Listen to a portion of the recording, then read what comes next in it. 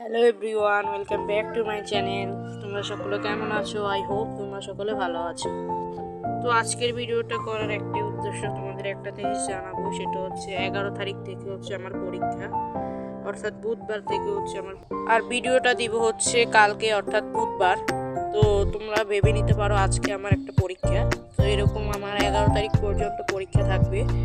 তো সেই পর্যন্ত আমি কারো ভিডিও দেখতে পারবো না এবং ভিডিও দিতেও পারবো না।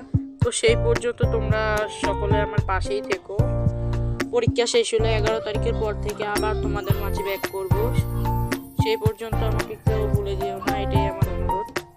আমিও তোমাদের পাশে আছি, তোমরাও আমার পাশে থেকো। হয়তো কারো ভিডিও দেখতে পারবো না, কিন্তু অবশ্যই তোমাদের মনে রাখবো।